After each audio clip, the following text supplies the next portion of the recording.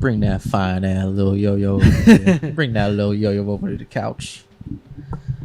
What's up, everybody? Welcome to another episode of Jake's Couch, a.k.a. The Goods, a.k.a. Juicy Kurti. It's the cooch. Commenting on your juice a lot the last episode. Oh, Yeah. Shit. Oh, we got a... Hold on, then. He's got a new juice. We got peach punch. and stuff. Peach punch. Yeah, The that was PP. funny. People were like, is The that sweet milk? PP. Because you had the half gallon last time, Kurti. And that got me thinking, like, is that a regional thing around here, you think? Should like, we drink milk on the podcast? Yeah, I got Should some we milk just be drinking downstairs. milk?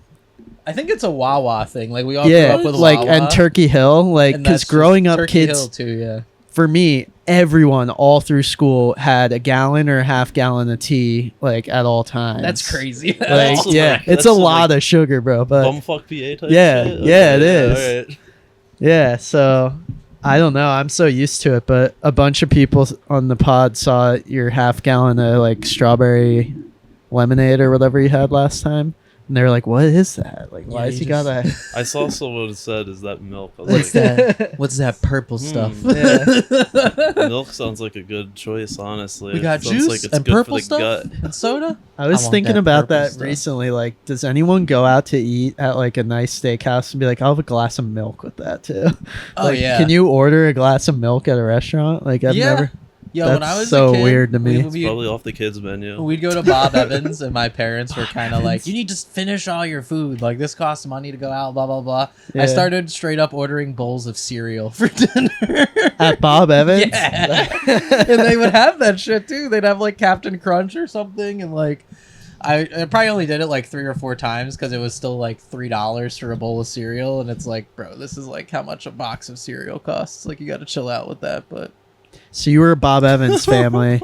We would do Denny's. No, not Denny's. We would do Perkins. You ever been to a Perkins? Yeah, that was funny. We were just watching the Save Death DVD because like those are all over the Midwest. Oh, yeah? Like, I never heard of it till we My went out dad there. loves Perkins, and it pissed me off because like we live in PA, like near Jersey, where there's so many good diners. Yeah, And like still, my family growing up would never go to an actual diner. We would just go to fucking Perkins. I think the food quality at Perkins is like slightly better than Denny's. A Or something little, like that. yeah. It is. And they have like a dessert bar. Like they have a bunch of pies and shit that Oh, they really? make. That's like the thing that my dad likes. Yeah, that's But fun. which is fair. But I don't fuck with those chain diners, dude. I just don't like them. My daddy a big pie guy.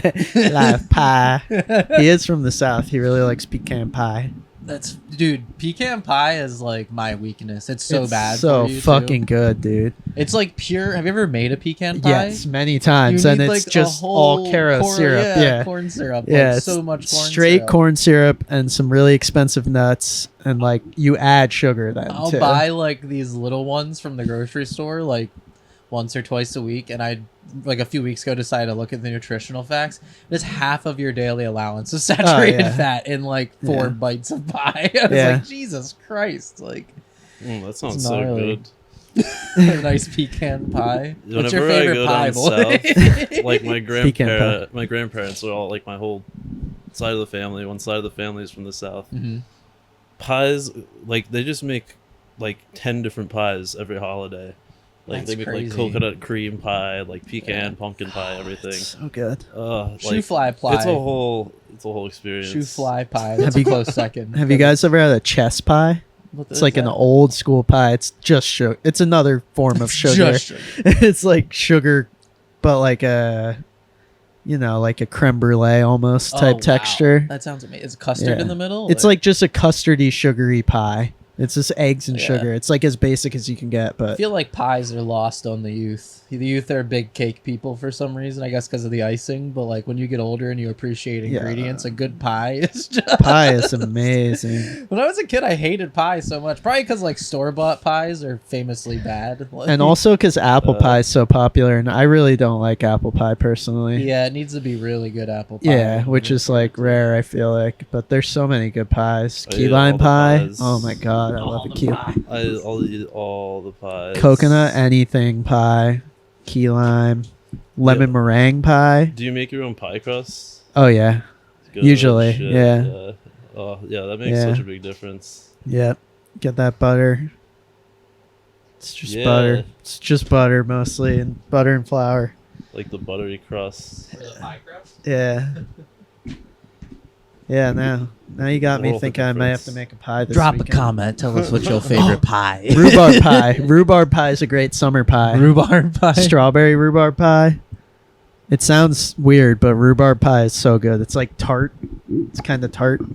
Sweet and tart. Ooh. Are we cooking? Yeah, we're good. Can't lose all that pie talk. Welcome to Pie Talk. Welcome to Pie Talk.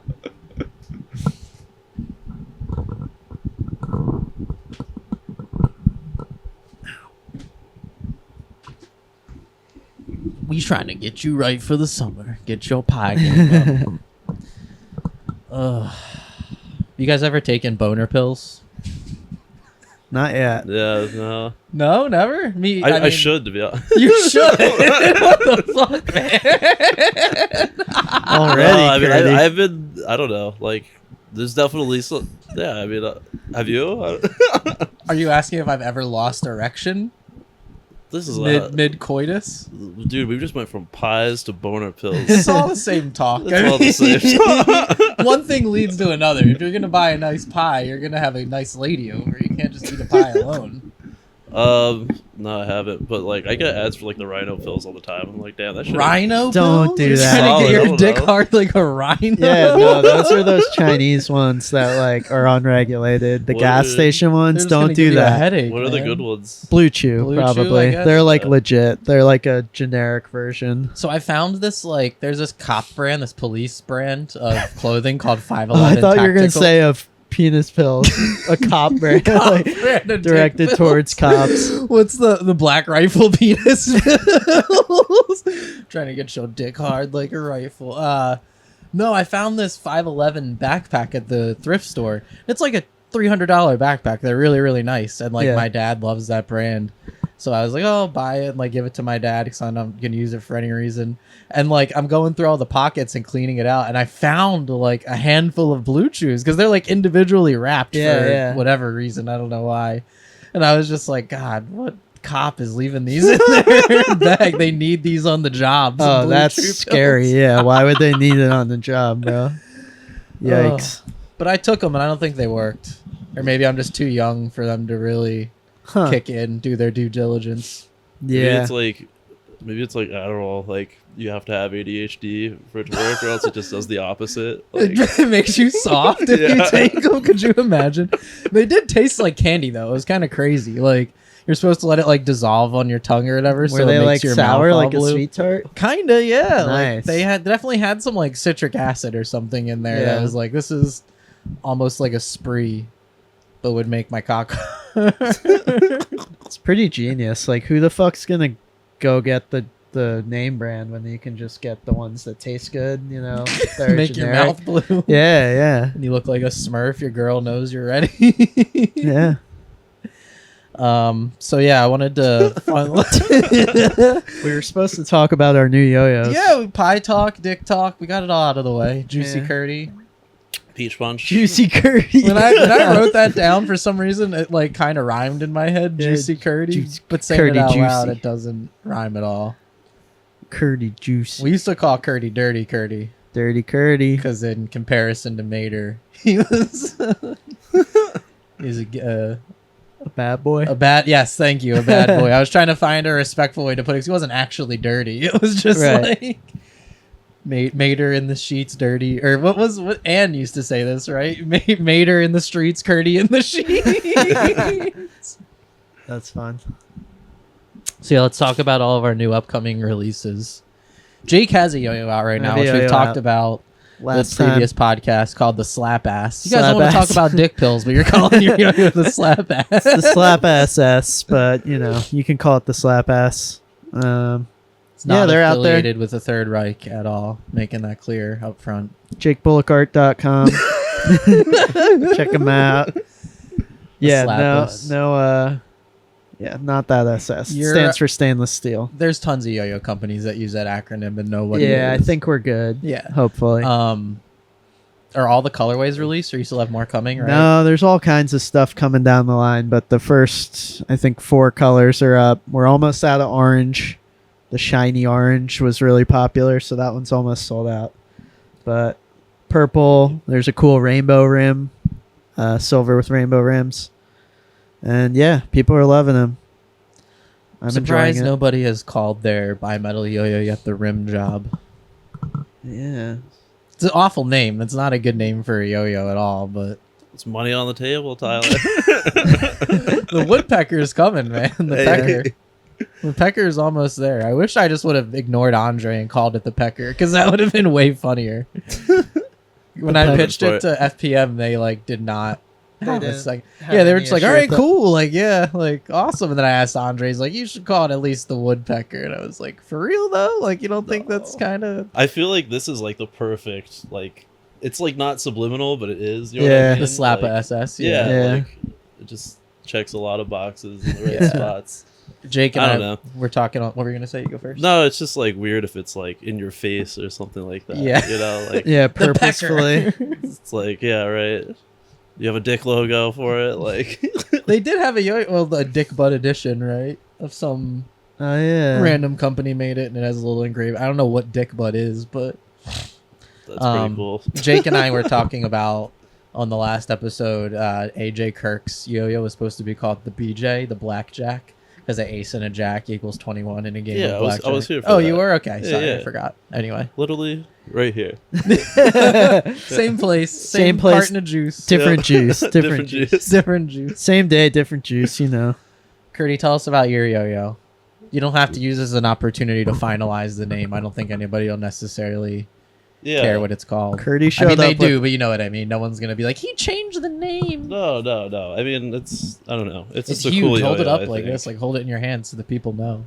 Yeah, it's Kurti It's rolled up pretty to my wide. house with the juice and a box of Big. new yo-yos that just came today. It's a big boy with an They're exotic beautiful. metal on the rim, on the edge, the whole cap of exotic metal. Yeah, it's titanium. The titanium's like over half of the body weight. That's So- crazy. And it's like 60. I'm actually stoked because I was like, yeah, I'm just worried it'll play too light. And you're like, light? It's it like didn't play 62 heavy. I thought it was and a half. perfect. Yeah. Okay, I think word. that's probably why it feels a little light when it's mid momentum, is because it's utilizing the inertia from the body and not the very edge of the rim. You know what I mean? So Okay, yeah. you're kind of feeling it like move around, and like you feel like how light the body is, and then when you bind it, it all shifts out to the rim, and then you catch it, and it's like, oh shit. Yeah, this is like my first day playing it, but I'm like, it's stable. It's very stable. I'm happy with how it plays at 62.5 grams. Yeah, it looks amazing. It's got a little bubble on the outside too, which is fun. It's very good life design language. Like it's not Yeah, you know. gully vibes. Got that gully bubble. vibes, even Yeah. slight mantra vibes, teeny tiny bit. Yeah, it does. Yeah, we did like one of the mantra colors was like this olive. That's funny you say that. This is like the first time we've done that. That since- olive is my favorite. Yeah. Yo-Yo Factory back in the day did a hard coat green that turned out olive like that. It looked so militaristic and so fucking cool, but they haven't never done it again. I think at the time they used like a really shifty, weird anodizer, and like maybe it didn't turn out exactly how they wanted because it was like a weird prototype color or something. So yeah, I don't know.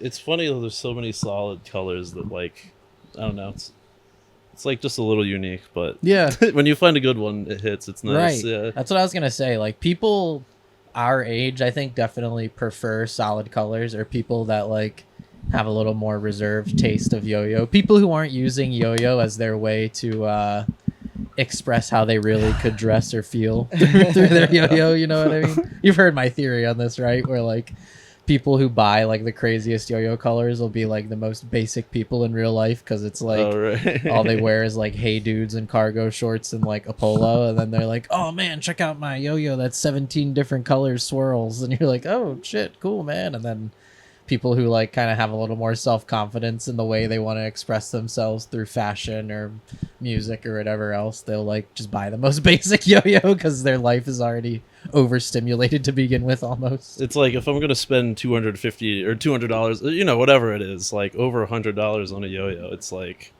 you kind of just want it to like function well and look pretty. I feel like, you know. Yeah. Yeah.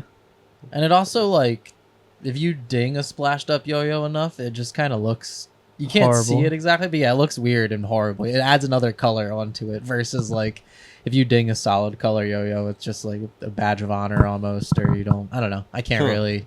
I don't mind when a solid yo-yo gets dinged up, but another yo-yo just looks kind of crazy, or it sticks out like a lot more. I guess you could say. I don't know. Anyway, any more yo-yos to promote? Jake got some more new prototypes in, but those are yet to be announced. Yeah, I got a pretty cool proto, but buy a firecracker if you haven't yet. They'll be at Yes. retailers soon or at the Recess store. I have a collab coming with Yo-Yo Friends soon. It's called the Woodpecker. It's a hybrid yo-yo, kind of like Kurti's, but palm with an aluminum ring, so it's really good. That's a cool experimental region of yo-yo design that I like nowadays, where it's like utilizing the bimetal theory of putting a denser material on the rim, but not just stainless steel on whatever, you know what I mean? Like everyone's kind of experimenting now and doing aluminum or titanium or those titanium, the TISS yo-yos, like Hajime's yo-yo. I think it's a titanium yo-yo with stainless steel rims. Yeah, stainless steel is somehow denser than titanium. Yeah, I mean, which it makes is wild. sense. Like, it's just such a minimal amount, I feel like, versus stainless steel and regular aluminum. It's crazy. I feel like that will be more popular among like competitive players in the future, though, once it goes down in price a little, maybe. Titanium with stainless steel rims. Yeah, I don't know. It just seems pretty optimized. Maybe I don't know all the advantages of titanium. You can just machine it thinner, right? So yeah, no, because it it's denser, seems right? like if you want the ultimate bimetal yo-yo, it would probably be titanium body, super thin, with like really fat stainless steel rings, right? Good point. Yeah. So obviously, right now, Hajime's yo-yos are like what, $600 or something. Like it's so got to expensive. come down a little bit, but once it hits like the 150, 200 range, I feel like everyone will just compete with stuff like that. It might take a couple years, but Yeah, I also feel like there's probably an overdoing it point when it comes to that's like true. Yeah. the material, not even in terms of cost, but like as long as the ratio is there in terms of like Right. the X amount of body weight is coming from the rim versus the actual body, then like you're probably going to get the same effect. But like really good players can definitely tell the difference, you know what I mean? And it's gonna, I don't know, like all of us could play with a 60-61 versus 70-75 yo-yo, and it's going to be a completely different feel, you know? Even if it's like very minimal, and like if you need to compensate, you could just throw it harder or like whatever the case may be. But it's also just stronger too. If you ding up a 70-75 yo-yo, it's not going to instantly vibrate like a 60-61 yo-yo. Do you have some messages we can listen to, Jake? Oh shit. Yeah. Got a couple messages. I still don't have the phone number memorized, but we'll put it up on the screen. Yeah, call the number. I'm looking it up right now.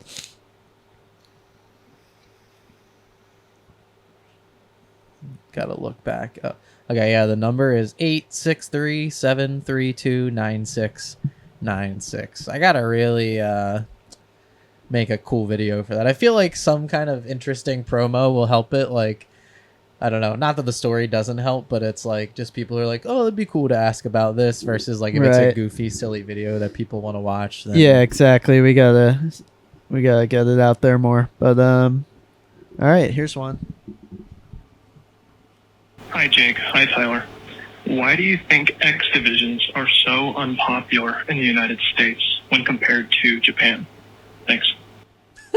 Short and sweet. Short and sweet. I think that was Connor Seals. I'm pretty sure. I expected him to be like a little more elaborate more, you know what I mean? And be like, you know, I really like this guy from this region in Japan or whatever, but it was just like, why do you think the US sucks? Like, why do you think so few people Well, yeah, we were talking about before the Colorado contest that just happened. Rocky Mountain Regionals had, I think, 3 competitors in X Division for like the whole division, which is just, it's so different from when we were coming up when 5A was full of people. And I don't know. When you're competing against a bunch of other divisions that are all judged differently, it's hard to want to put in that effort because For sure. everyone wants to win. Like very few people get on stage and they're like, oh, I just want to get second. Like if you're not very good, you're kind of cool with whatever you get. But if you're actually practicing and like out here and going to the contest to like really take it seriously, or you want to win, you know? So if you're competing against like Aaliyah, who has 2 yo-yos, does amazing, scores really high, and her yo-yos are constantly moving versus, you know, like you're playing 5A and like you're going at a snail's pace versus her, and like you can barely. X or Y division's definitely like flawed in that way. And I know that they're awarding the separate divisions, like everyone competes together. Yeah. But then if you place the highest AAA player, you get a medal that says AAA winner, and I think you get a seed to nationals in your division. But it still doesn't help when it's like you want to win, not tell everyone like, well, I got first in my but format and third in my division. I assume they're doing it the X division in that style because if they separated the divisions, it would just be Aaliyah competing in 3A. Right, like there would be no popularity was already down. It has nothing to do with like. So honestly, I think part of it too, which is interesting because like the Japanese yo-yo scene didn't used to be like this, but like the Japanese yo-yo scene is more innovative and original in my opinion than the American yo-yo scene now in terms of their players and like who's winning their contests and who does really well. Like there's still very generic tricks that do well over there, but it's like I think there's a lot more strive to be original and like do something that makes you stand out amongst the crowd. And like also everyone over there has always like done alternative divisions, you know what I mean? Like basically every Japanese player back in the day used to be able to throw 2A. Yeah. Like every Japanese player would know like a handful of off-string tricks. That's why like the most famous crossover players, the Takeshi Matsuras that are able to do 1A, 3A, 5A, or Hajimes that are able to do 3A, 5A, or 3A, 1A.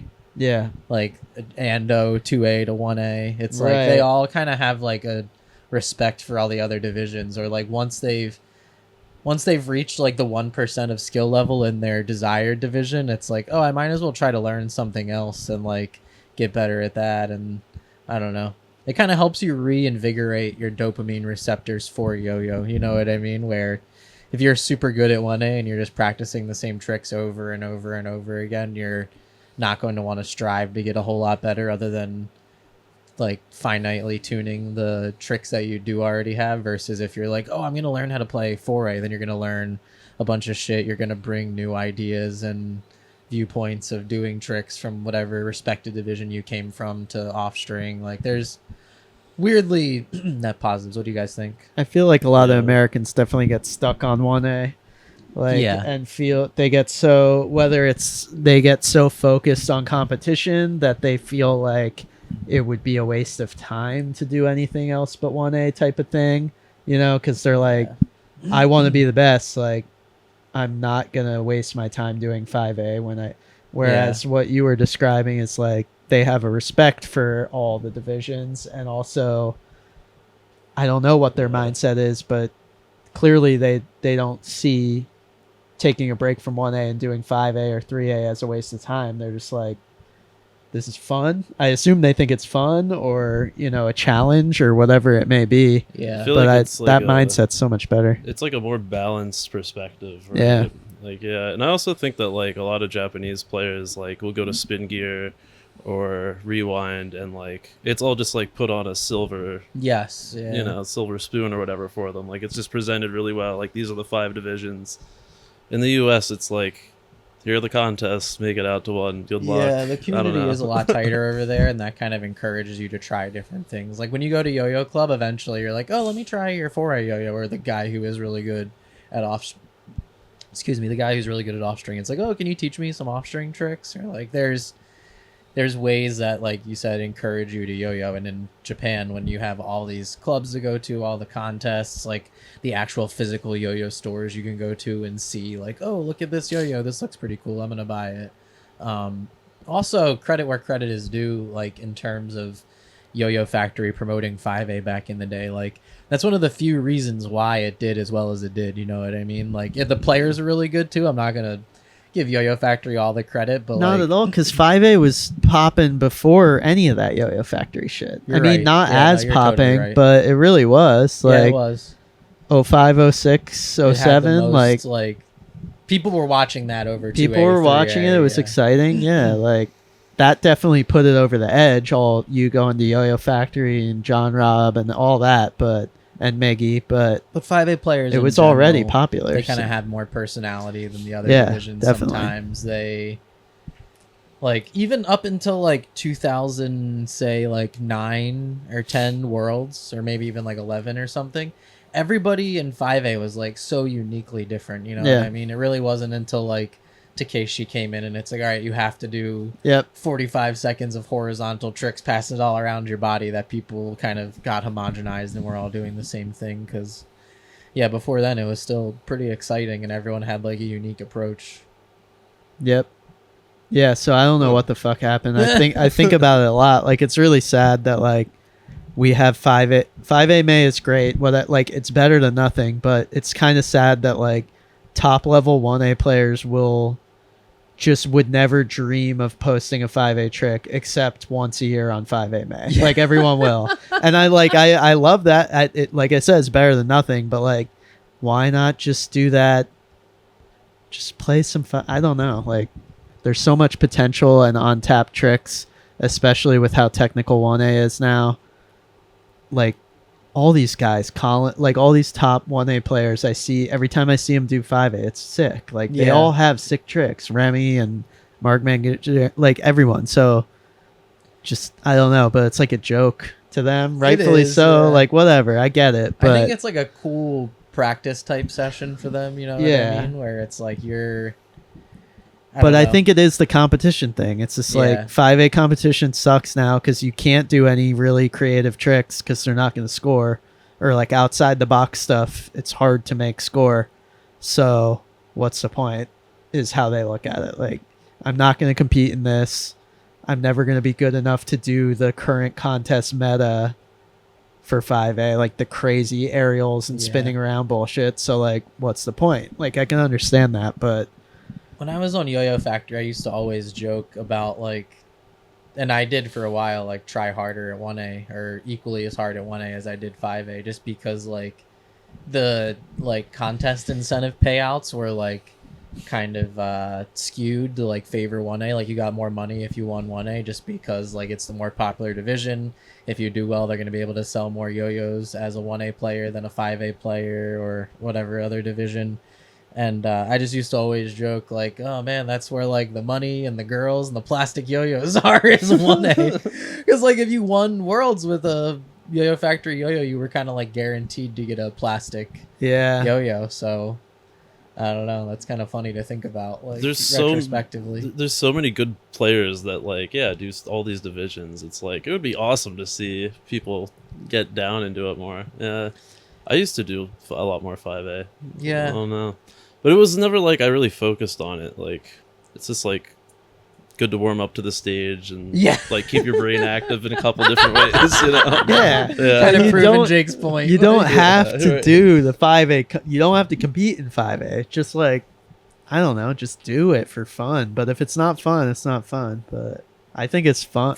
I think it's hard not to be fun. If you like yo-yoing, like, and you're good at it, 5A is a nice break from 1A. It's like completely different, but also the same. You can carry tricks back and forth between them, or more so 1A into 5A. But there's a unique set of skills that go along with 5A though that you really have to like have your muscle memory trained for, or like be in the groove of things. Like, even now when I go to play 5A, it takes me like 5-10 minutes to get warmed up and remember where my hand placements are supposed to be in order to like really play with the same flow. And I realized we're focusing on 5A, which wasn't even his question. I mean, we like, covered the question. Yeah, but 2A and 3A is just too hard. Like, I get that. Like, that shit is hard. I can barely do those styles, so I get that. But 5A is really just the entry point into alternative styles. Yeah, it's the easiest one. I feel like it should up. be. Like, off string's really fun too, but it's kind of the same thing now. It's you need the muscle memories, and the rules changed with 5A and 4A, so it's like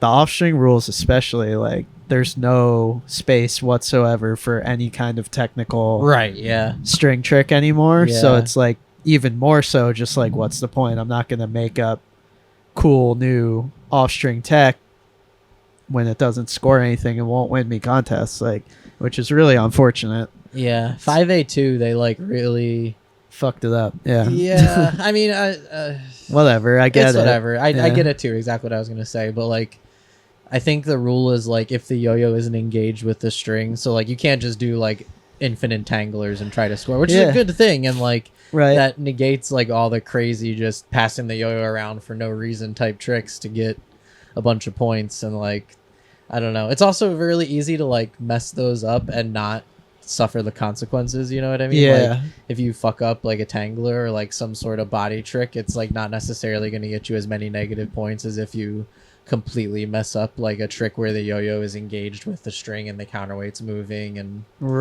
yeah, that's like a very obvious like, oh, he messed up, negative point, versus like if you're just doing tangler and it like messes up the momentum for 1 second, you just swirl your hands and get it to fall back. Is tangler worth anything in 5A anymore? Maybe like a point or something, or I think they were telling me like if you do a really hard one or something, or like that is fucking wild, bro.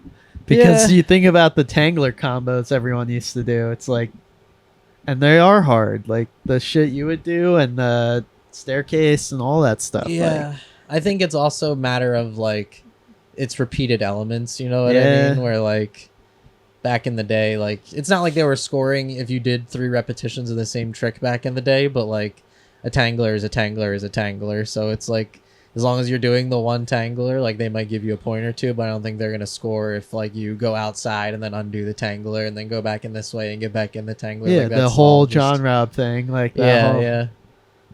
It's fucked up, man. I need to shoot a fun video with those though. I was at Michigan.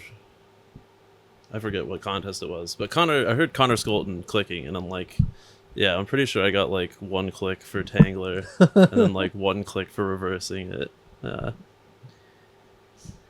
You want to play the other message, Jake? I don't think that there's a reason other than like we were saying earlier in the conversation, the cultural appreciation in Japan for being like a well-rounded player and doing all the different styles, and like realizing that it's going to help you enjoy yo-yo more and expand your trick mind when you learn different styles. It's true too, like I don't know, like all the players that are really good at multiple divisions, that's why they're so uniquely good at each division, is because like A, they're amazing players, but B, they bring those mindsets from other tricks and like the capabilities from alternate divisions to 1A or whatever other division they're competing in.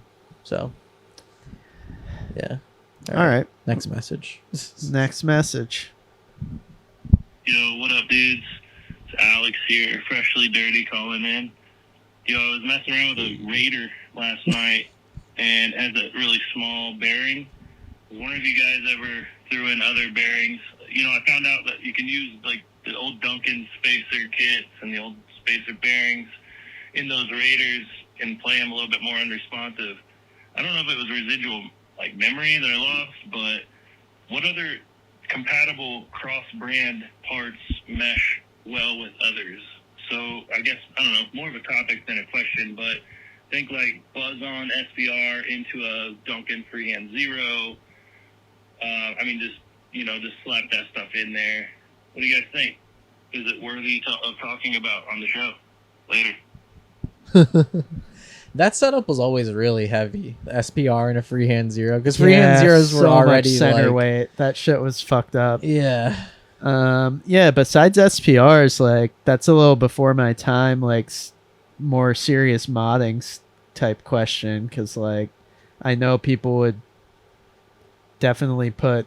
Well, I don't know. Would they put larger bearings in like Vipers and shit?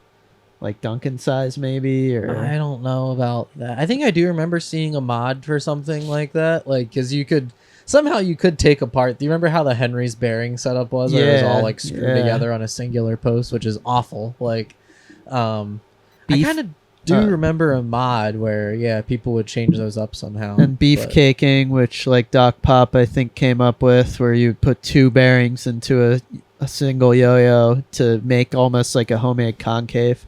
Sort of along the lines of what you're talking about. He's talking more about like, I didn't even know Duncan spacers fit in a Raider. Yeah, I feel like that would have a string slippage problem just because like the Duncan Omega spacers like were really weird. They're over top of the bearing, so like the string can't go anywhere versus the whole Duncan bearing kit setup is completely parallel, like straight through, so like the string could like slip off the side of it. But also the Raider gap is really skinny, so maybe it like that gap holds it in place. But what are those B size bearings, do they call them? Like Aquarius size? Yeah. Or? Is that a B?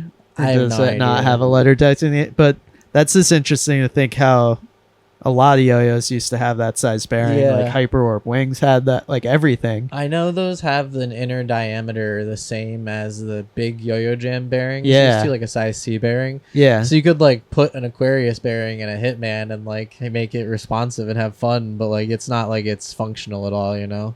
It would be interesting to make a modern yo-yo, 1A yo-yo with that size bearing. Yeah, those just super to see skinny, with like small silicone bearing. response and like a modern bearing seat and like see how it plays. Probably Yeah. horrible. I wonder if that just goes into the world of like, I mean, there's every size bearing you can imagine in the world, right? Yeah. Yo-yo Like- parts are already pretty interchangeable, you know? Yeah. Not like... Because all of them are the same now, you know what I mean? I kind of Yeah. remember when that started to happen. Like, everybody was starting to use 19mm pads. Yeah. Everyone used a large bearing, and it was just like... I don't know. Something about that felt weird when you were a kid, but, like, as you grow up, it's, like, way cheaper if everybody is buying massive amounts of C-size bearings and then 19mm pads. Like, it makes sense. I'm just wondering if there's a bearing size worth experimenting with that hasn't been done yet for a yo-yo. Like something like between a D and an A bearing, like a Duncan. Between a D and yeah, an A. I mean, like Even D bearing stuff is, like, so... yeah, That's like, it's funny when we were younger how that was, like, the H-spin. they were pushing for it. Yeah, Yeah. Um, I wonder if there's some sort of reasoning for it with the metric system that they I have think it for was a using that metric bearing. system thing. I think it's just nice round numbers or something. Really? I'm pretty sure, like in the match, I don't know, something like that. But it is funny thinking about 20 years ago how much variation there was in like parts and construction for yo-yos, because like that you were only making a handful of them, so it's like you wanted it to be as proprietary as possible or whatever. But like it's funny because like Diffio and Anti-Yo kind of had similar setups, but then Anti-Yo used like Baz pads. And then, like, do you remember when we were kids, like, how many pads Infinite Illusions had? Yeah. Seth and I were talking about this a few weeks ago. Like, there And was... just accessories. Like, Yeah. now there's just a pad and a bearing page on the yo-yo store. It used to be like pads, bearings, and then accessories, which would be like spacers and like O-rings and like all this fucking bullshit that just doesn't exist anymore. And you still see the desire from the community to want to... Fiddle with shit. Yeah, and, like, find their perfect setup. Like, the yo-yo... Hollywood yo-yo or modern yo-yo. Yeah. Like, I think they just released a guide where they actually measured the shore durometer of all the pads. And Interesting. like, yeah, found out like the lighter the color, I think the softer the pad is, maybe. Which like back in the day we never measured them, but like we thought the opposite when we first got like Yo-Yo Factory. Yeah. Like, we ordered like tons of different pads, and it's like obviously the dye of the silicone affects like how dense the pad is and how dense the rubber is, but Right. like which ones play like this and which ones play like that. And we like made up a whole graph for like the back of the package that said like this one will play like this until this point Yeah. and then goes down. And Dude, I want some gold pads, like shiny Gold gold pads. pads. yeah, during the fidget spinner craze, it was funny because like they ran out of so many bearings. I don't even know what they would make gold bearings for otherwise, Right. but like you would get like a $10 fidget spinner or something and have a fucking gold bearing in it. And they're Interesting. really cheap now. It's funny that Yeah. Taka used to be charging like $25 for those, or he even claimed more, that they maybe. somehow spun better. I think it's just because they came dry. They do spin longer. Like, I don't know if you've ever That's- had one. Really? Yeah. I did have a gold Duncan size bearing growing up, but I still have it, but it's like locked up beyond belief. yeah. There was a kid at this yo-yo club I was doing with during the fidget spinner boom. Did this happen to you? Where they like came up to me with a fidget spinner bearing and it was gold, and they're like, "Can I put this in my yo-yo?" And I'm like, "What the fuck? Like, how did you?" Like, I just blew my mind. It's Yeah. so wild. I wonder, aren't there like other bearing coatings that people have been talking about too?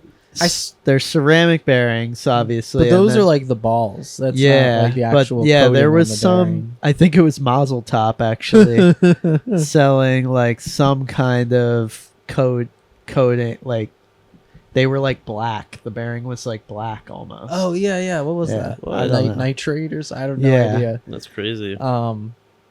But yeah, I feel like there's a lot of untapped territory there. Yeah. But it's so funny how yo-yo accessories, like the people who like really go in on them, like they go crazy. Like if you make anybody who makes string, even bad string, like in 6 months you'll have gotten like a little base of like 50 people who love your string. Yeah. And then you'll never be able to keep up with demand because 50 people want 100, 200 strings a pop, and then you're like 10,000 strings. That's gonna take me 2 years to wind up my setup. Like I can never do this. But like there's so many string manufacturers now. Like when you go to Yo-Yo Expert, there's like literally boxes and He's got like a whole row in the warehouse of just string. That shit's insane. He has the one in like the test tubes. Yeah. He's got like the bullet ammo string. It's like JD ammo. Dude, it was so gun string. gun string. Jake Bullock gunstring.com. Black rifle has string. Teflon threaded into it for extra violence. It was funny because like they used to remember their setup at BAC, Kurti, the Yo-Yo String Lab people. They would literally bring like Bunsen burners and like Pyrex containers that like would have smoking blue liquids and stuff coming out of it. They had like time. lab equipment and yeah, shit. like legitimate lab equipment. It's like methstring.org. It is cool, but it's just like what is the point of this? Like why? I don't get it. Yo, can I smoke out of this shit? Or? Yeah. I thought you were asking now. But you could vape on the podcast. Here, we'll do. All right, here we go. Another question just came in from. What the fuck? Shut. From the Mott shop from Austria. If you're in Europe, you can buy some really cool yo-yos from them. Yeah. They're starting to carry. I think they're one of like 2 or 3 yo-yo stores left in Europe, and they actually carry like a pretty wide variety of yo-yos. So check them out if you haven't bought from Sluicny or anyone yet.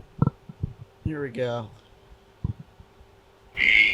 Tyler, Jake, and Spencer. This is Steve from the Mothmouth shop in Vienna, Austria. What's up from Austria? Hey, I have a question. You guys have all been yo-yoing for like a really long time.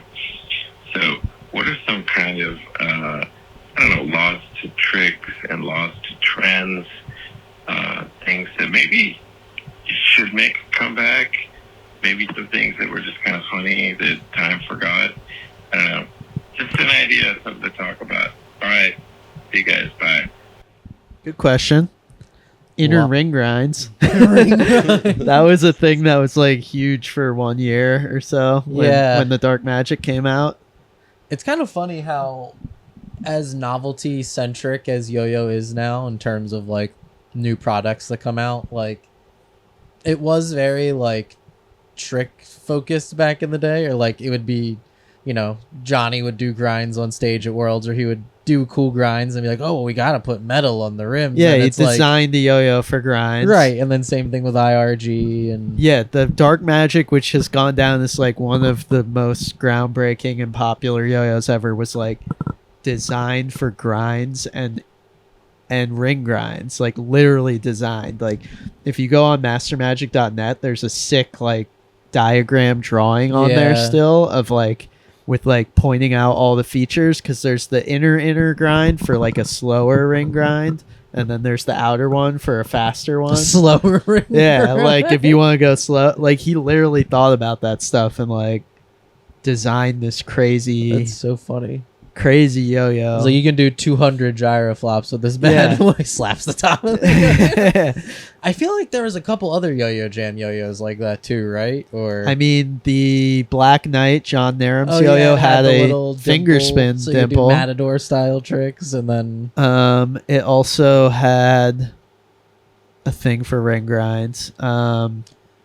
When the Lin Fury came out, like that was why they made that yo-yo out of Cellcon, was because it was like, oh, this is real. It's low friction, so you can plastic grind that with can it, grind. Yeah. And I mean, I don't know if that was the idea with Delrin too, but like the milk and stuff. Yeah, I don't know. It was definitely a selling point. Like it's smooth, but I wonder why they made Delrin yo-yos back then, just because it was called the milk and Paul wanted to use the white material. Well, I think the first guy to do it was Eric Wolf. Oh, yeah. I think turning them, Oh, yeah, and I the think it's silk, just right. because in like the wood turning world, like Delrin is a plastic that's easy to turn. Right. It's like very easy on your tools and shit. So I think he probably just picked it up from there. Like, oh, I can make a yo-yo. Makes sense. And yeah. I assume Paul Yoth saw that, but I think the reason that happened was because Greg owed him like a ton of money for carbon fiber pads, Paul Yacht. yeah, Like he ordered like hundreds and never paid Paul. So Paul made the milk to like diss the silk. 'Cause, yeah. you know, they rhyme and like, Oh, okay. yeah. Interesting. Damn. I never put that together. Yeah, there was the silk. I think I had a silk and I definitely had a The milk. silk was sick. Like I Yeah. loved that yo-yo back in the day. Carbon fiber pads were horrible. Did you ever get those to work for you? Yeah, but I think it was more so like the like rubberized coating on top of them that was the more like playable part, I guess Yeah. you could say, or whatever, versus They did because not carbon work for fiber me. would cut your string, I feel. Yeah, it was like I never understood that And shit. some of the, like the new buzz-ons or whatever would come with that warning, like, oh, Yeah. like maybe sand the side of your carbon fiber pad or whatever because it could be sharp. And it's like, what the hell? that shit Like, sucked. Kentaro pads were the best. Guitar That's pads like- were awesome. I used Kentaro pads all the time in my anti-yo-yos. They were so good. I just hated how dirty they made your string. Yeah, they were like very black, soft rubber. Yeah. But they really gripped. And I they're mean- like the closest thing to silicone. in my Yeah, opinion. Yo-Yo Jam Yo-Yos had black O-rings, so it was doing the same thing. And Yeah. I don't know, that was what was so nice about Infinite Illusions having literally The they ghost had pads? Ghost pads. Yo, ghost silicone pads were good pads. too. Yeah. Ghost pads was another Paul Yacht invention too, which Yeah. is so funny to Those think were really good. about. You remember those pads that were like the white 3M tape? Basically, it was like a Duncan pad, but had like The white early silicone Duncan on the pads top. that were No, white? No. It was a 'Cause- Yo-Yo Guy pad, but like Oh, it was okay. kind of similar. It was just like had the woven cloth like Yeah, yeah. fibers underneath, but then over top had like a rubberized thing on it. And they had these like really thick silicone pads that were really good. I don't know.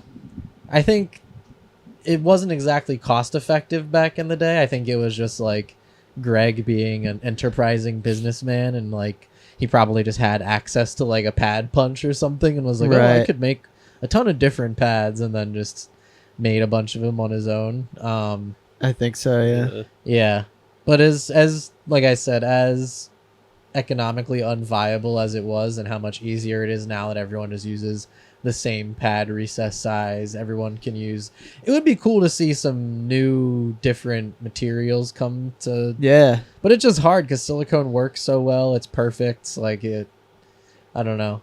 Yeah, I'm not Yeah. sure what it would be. It's the perfect size. Like Except just like colors and densities. because when you play with like a diff pad or a Duncan pad, and even regular 19mm pads, the first part to wear away is like the very inner diameter of it, which is why most new yo-yos, like the very inside of the bearing seat is like a little bit higher, so you can like Yeah. maximize the gap width, but also it keeps the string just a little bit away from the pads, Right. so that way it like lasts a little longer and binds tighter and all that good stuff. But yeah, once that little inner ring piece of your pad was done, like you were done, especially like on a recessed yo-yo, you know what I mean? Like it would never play the same again because it was where the main piece of the pad where the string was hitting was all worn out. So What's the pad tech that Korean, I think, company was doing? What is that? It's like the pad is Oh, the divoted. YJ stuff? Yeah, oh gosh. Yeah, Does it's anyone just like remember what- slightly inverted, I think. So Okay. it's like doesn't make as much contact with the string. I forget what they call it.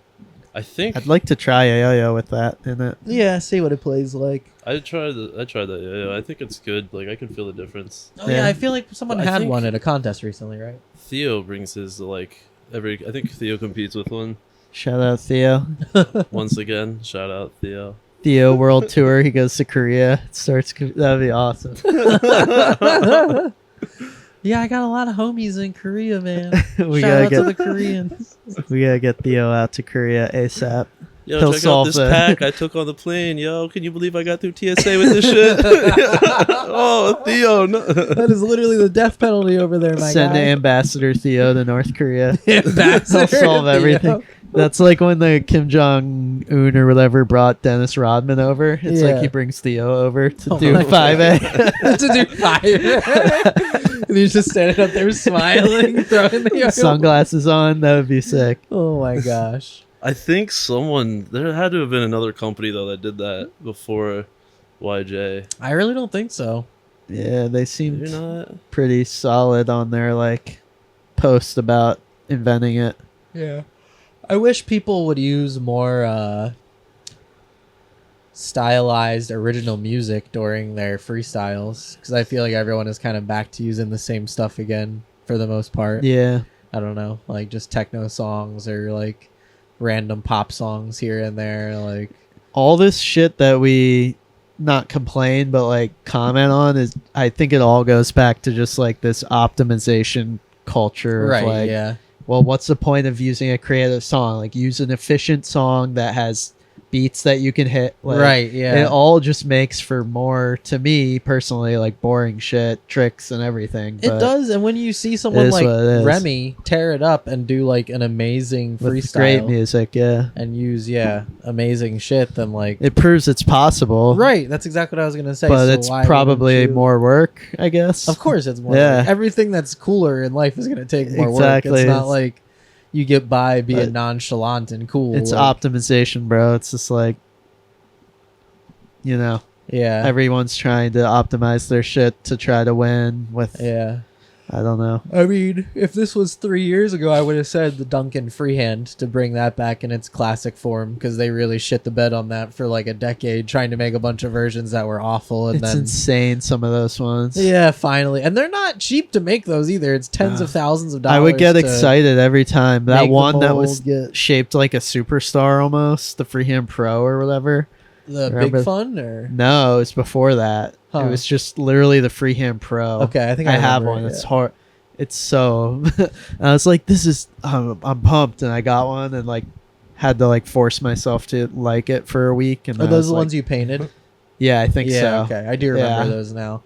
They had a bunch of those transitional ones at Worlds one year, and I Yeah. bought a couple that were like really cool colorways, and then I was like, these are so bad. Yeah. And It's wild how many times they screwed up the freehand. then it's hilarious because they just remake it, and then it's instantly It's perfect, sells out. Everyone loves it. They Like, were it's using that broken mold excuse for 15 years. And found it's a like, whole just new make a new generation of mold. that- players. yeah. It was also at the time like people were just kind of sick of the freehand. Like Yeah. they were kind of over it. or, It like, happened at the right time. They made us wait long enough, and now it's paying off big time for them. Right. So And also, people now are more accepting of like buying a yo-yo just for leisure, or Yeah. like, oh, like I want this just to do these particular type of tricks or have fun with. It's not just like I'm trying Yeah. to go on stage and kill it with this yo-yo.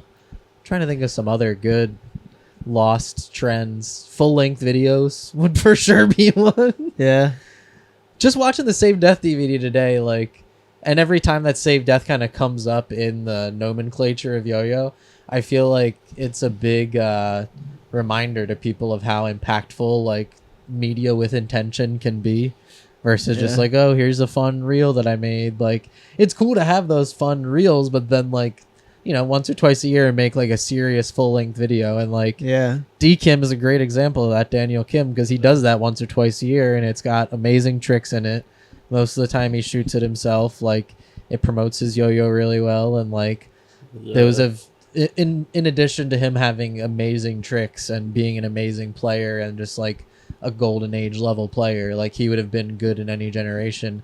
It's like he just those videos just help solidify him in everyone's eyes, or it's like, and the big thing is 10 years from now, you know, within like YouTube is way more you're gonna have an easier time finding those videos than maybe even his like Instagram posts. oh yeah, know right. what I mean? I think he archives a lot of his Like Instagram with posts. reels and like Instagram posts, I definitely remember like seeing tricks like, oh, that was the first time I saw like Zach do that element or whatever. But like, yeah, YouTube full length clips is like, you remember the aesthetic, you remember Yep. the whole like feeling, the whole image. Yeah, and it's like just a true archive because it's gonna last a lot longer than your Instagram posts. When short form content started to come more into the like regular usage, it was purposefully kind of goofy, you know what I mean? Not like every video had to be a joke, but it was like, that's why people are so accustomed to just making trick circles in their room now, because like that's what they've been for going on 10 years now, is like, oh, you just film a quick trick in your room or whatever, and it is what it is, and cool, and people, it makes it easier to share or whatever. But like, we literally in Yo-Yo now maybe get 5 or 6 full-length videos a year now, like, and you just had one, Kurti, right? Yeah. That one was sick. Slow mo. Yeah, Ben Gates was on the edit for that. Yeah, I like the slow mo. Slow mo, it's always good, man. Yeah. But yeah, you really have to shoot those type of videos with serious creative intention, or else like you can make them fun and jokey, or like a homies video, or like full of hijinks, whatever you want to call it. But it's like, it's got to have some sort of point and goal to it, because like it makes it hard to watch a 3-minute video of just like you in your room yo-yoing solo dole. Like the only person that can do that is like Ignitus, or if you have like, or Wataru or whatever that guy's name was, so you have like an amazing set of tricks that no one's ever seen before, and like they're cool with you watching you in your room do them in a controlled environment. Right. What else? Yo-Yo Factory brought back the 888. That's sick. But I don't think anyone really cares. Like they do, it's popping, but it's not like, they brought back the 888 a bunch, right? No, you're right. Yeah. Yeah. I those new ones, cool, just the new Superstar and 888, all that stuff. It just feels like kind of cheaper somehow. Maybe because like they were just American made and nicer originally. But yeah, I can remember my first like day at Yo-Yo Factory. Ben had a Chinese made 888, and I was like, oh, what is this? And he's like, oh, like play with it, like what do you think about it? And I played with it, and I was like, something just feels a little off about it, like it just doesn't feel as like substantial as a regular 888. And he's like, oh, it's made in China. And I was like, oh, and he's like, it plays the same though. And I'm like, kind of, but not really, like it's not. And they had like the high wall built into it and stuff, so it felt like a slimline yo-yo or something. It was just not good, you know what I mean? It's tough. That's with that, and it's just like the Diffios too. It's like if you were to make a Diffio, one of the old ones, but just it's just not going to be the same as the Diffios we grew up on. They're not going to feel the same. Same with the Antio. If you tried to make like a Babezilla and that, it's still not going to, I don't know. There's something. We grew up playing with them, so maybe it's like a weird nostalgia factor a little bit, but I think there is something there with the 888 especially that I've tried that is... Yeah, they feel almost the same. Like right. when I play with the new ones, I'm like, this is as close as you can get to the old ones, but I have a couple old ones, and they play way different than the new ones. Yeah, they do. Do you guys have any ones to add? What other ones for Yo-Yo? I mean, he was asking about like trends too. I was trying to think. I do wish grinds would come back, regular grinds. But again, that might be something that's hard to score usually, especially to make score. now with the yo-yos being as smooth as they are and spinning for longer. And like the least amount of response. It's easier than ever to do grinds. A grind is so like, although it might not score the best in a traditional sense, there is still that like surprise factor that can sometimes get you some clicks with the judges, where if like a well-timed but like unexpected grind is like, and there's nothing I love more honestly in a 1A trick when like someone is like all of a sudden like grinds it through a slack or something like that. There's opportunities to bring it back. Like definitely. I mean, it's funny, like in 2009 when I was really, or in 2008, 2009 when I was really trying to make my 1A run and I was doing all those like grind suicides, like not to sound conceited, but that was like really the last good grind tricks. I feel like no one in recent history has done, unless I just missed it or whatever, but I feel like that'd be a pretty big deal. Other than when Zach in the middle of his Worlds freestyle just did like a finger grind to get the variation afterwards. That's like purely the only reason why he did it, I think. Grinds. Folds are really cool. Like suicide Folds. combos. Like Liu Yi Chang had like that. Yeah, 30 where you second just suicide. do a lot of suicides consecutively, but they're all different. Yeah, that shit's sick. They're hard though, suicides. Suicides in general, yeah, they're just the risk reward isn't worth it for competitive players, so we don't see them anymore. It's Yeah. just like And all these great things. People it's do like, a lot of railing tricks now. It's very, I feel like slack tricks exist in, it's like a lot of whips, a lot of things that aren't mandated straight by up the slack. string tension. Yeah. You know what I mean? Yeah, you're right. A Like, lot. That's such an interesting point. Yeah, Yeah, almost like- all the slacks now are like actually just whipping it. There's very little like you get. I think I personally get excited when I do see like a real slack where it's just like loose hanging string. Colin is really like the last slack player that's like amazing and done like really cool shit. I'm sure I'm missing someone, but it's like when Yeah, they're people out come to there. mind, But yeah. it's few and far between. And they exist like online. Like there's a ton of like Yu Fujita and all those guys Yeah. have like amazing slack tricks, but slack is just one of those things that like again when you all you know is a responsive yo-yo and then you see slack happening and you're like, oh my god, like this is how can you do that with this type of yo-yo, and like it just blows your mind, Same thing with a grind. So Yeah. that used to be a huge factor that like harmonized the community, was like when a new concept would come out like that. Yep. Now occasion like Nextol is okay, but it's like it's one trick, you know what I mean? So it's like you're doing Nextol in a combo. It's not like, oh, look at this. Yeah. Like when Ando did tunnels and like when that shit hit, that was insane. And everybody had like amazingly cool tunnel variations and folds. Like, Folds folds also. are awesome. Miggy actually did tunnels first. Right. No, you're right. But Ando did like he kind of took tunnels and then like brought his body into it and like made it like. I remember Yuki called it Tetris yo-yoing for some reason. I was like, Tetris yo-yoing. I don't know why, but yeah, after Ando won Worlds, that's what he described it as to me and showed me like some ridiculous Yuki arm body tricks that he used to, he like immediately had like a set of tricks that were like better than Ando. You know what I mean? It's so crazy. Yuki, he's just like, takes him no time. Yeah, like there used to just be every year there, like when Yuki first did the cross arm trick, just literally doing cross arm trapeze, and then like after that it's like, all right, we all have to do some cool cross arm tricks now. Like now that doesn't exist. It's like Nextol or like the overhead tricks, but it's like everyone just kind of jacks Kurti's one or like does a couple cool hops or something. They're like it's meme type things. Right. It's like I'll learn this super challenging thing. And again, Daniel Kim does like when like I don't think many people were doing leg tricks, but he's like killing it and doing amazing leg tricks. And he has like a set of tricks. It's not just like, look at this one singular cool leg trick. All right, now everyone do this and then do it in a combo and do it on stage. Like everyone is really, or he's really doing a lot of different stuff with it. I think 3D tricks have a lot of potential, just more plane breaking. Especially now that yo-yos are so much more stable now, Yeah, it's like, why not, man? I want to see more like crazy. That would be a thing that happened like once a year, where it would be like Randy Shreve still has like my favorite. Oh 3D yeah, thing. that one is awesome. It's just like a 1.5 now, but it's so much fun. He does it so much better. Ooh. Like the way, I don't know, I just love that shit. Yeah.